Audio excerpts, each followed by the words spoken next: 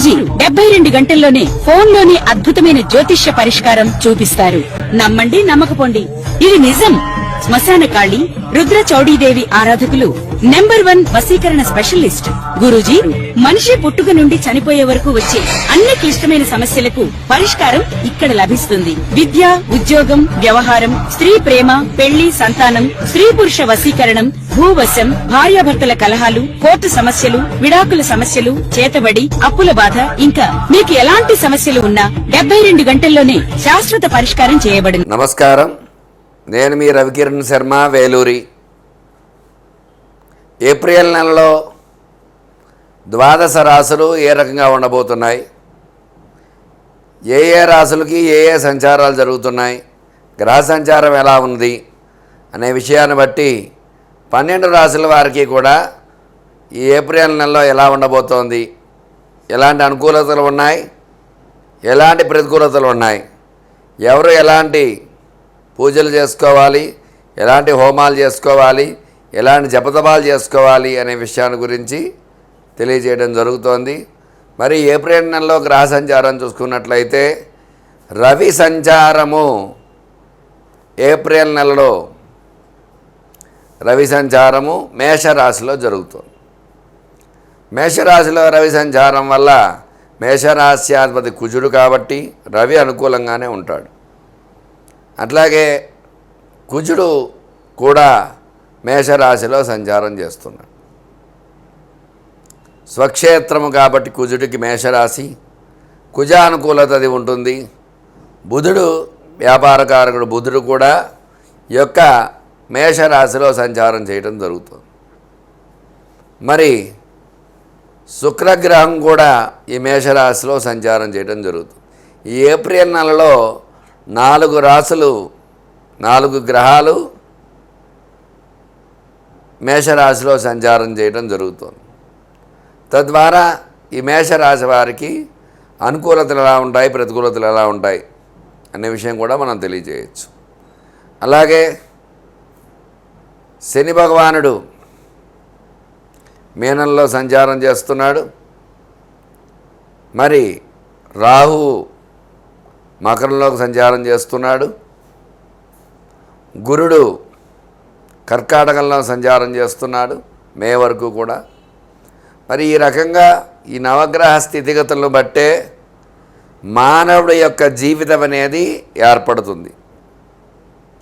ఈ నవగ్రహాలు పరిపాలించే పరిపాలనా విధానాన్ని బట్టే మనకి ఏ రకంగా ఉండబోతోంది, ఏ రాశి వారికి ఏ ఫలితాలు జరుగుతాయి అనే విషయం క్షుణ్ణంగా చెప్పగలుగుతాం. అయితే ఈ సంవత్సరము పరాభవ నామ సంవత్సరం. పరా అంటే సాధించడానికి వీలైనటువంటిది అని కూడా చెప్పబడుతుంది జరిగింది. అంటే దేన్నైనా సరే సాధించగల స్థితిని పొందగలిగే సంవత్సరము. భవ అంటే స్థితి, ఓర్పు, సహనము ఉంటే ఈ సంవత్సరం ఏదైనా సాధించవచ్చు అని అర్థం. అందువల్ల కష్టం వచ్చిందని అసహనం చెందకుండా, సంతోషం వచ్చిందని ఆనందపడకుండా, సౌమ్యంగా భగవత్ ఆరాధన ఎవరైతే చేసుకుంటూ ఉంటారో వాళ్ళందరికీ కూడా ఖచ్చితంగా దైవానుగ్రహం కలిగి ప్రతికూల ఫలితాలు ఉన్నప్పటికీ కూడా భగవత్ అనుగ్రహం ఉంటే ఖచ్చితంగా ఎలాంటి ఇబ్బందులు లేకుండా సౌమ్యంగా వెళ్ళడం అనేది జరుగుతుంది. అందువల్ల ఈ యొక్క రాసుల వారందరికీ కూడా ద్వాదశ రాసుల్లో సంచార స్థితిగతులను బట్టి ఏ రకంగా ఉండబోతోంది, ఎలాంటి పూజలు హోమాలు చేసుకోవాలి, ఎలాంటి అనుగ్రహం ఉంటుంది అనే విషయాన్ని మీకు వివరంగా తెలియజేయడం జరుగుతుంది. నమస్కారం. నేను మీ రవికిరణ్ శర్మ, వేలూరి. ఏప్రిల్ నెలలో మిథున రాశి వారికి ఏ రకంగా ఉండబోతోంది, ఎలాంటి అనుకూలతలు ఉన్నాయి, ఎలాంటి ప్రతికూలతలు ఉన్నాయనే విషయాన్ని చెప్పడం జరుగుతోంది. ఏప్రిల్ నెల మిథున రాశి వారికి పట్టిందల్లా బంగారం అవుతుంది. గ్రహానుకూలత ఉంది కాబట్టి మిథున రాశి వారికి వ్యాపారంలో విజయకేతనం ఎగరవేయడం జరుగుతుంది. విద్యార్థులకు రాస్యాధిపతి బుధుడు కాబట్టి మంచి విద్య అభ్యసించడము, పరీక్ష ఉన్నత శ్రేణి ఉత్తీర్ణతతో పాస్ అవ్వడము, ఉద్యోగ ప్రయత్నం చేసేవారికి ఉద్యోగ ప్రయత్నాలు సఫలీకృతమవుతాయి, ఉద్యోగంలో ఉన్నవారు ప్రమోషన్స్ రావటము ఇట్లాంటి అవకాశాలు ఉన్నాయి. వివాహ ప్రయత్నం చేసేవారికి బుధ శుక్రులు కలిశారు కాబట్టి వివాహ అనుకూలతలు కూడా ఖచ్చితంగా ఉన్నాయి.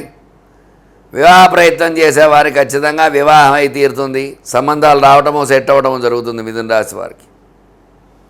సంతాన ప్రయత్నం చేసేవారికి సంతాన అనుకూలతలు ఉన్నాయి, శుభవార్తలు వినే అవకాశం ఉంది. సినీ పరిశ్రమ చూసుకున్నట్లయితే అనుకున్న రోజున సినిమా రిలీజ్ చేయటము, తద్వారా సినిమా బ్లాక్ బస్టర్ అయ్యే అవకాశాలు ఖచ్చితంగా ఉన్నాయి.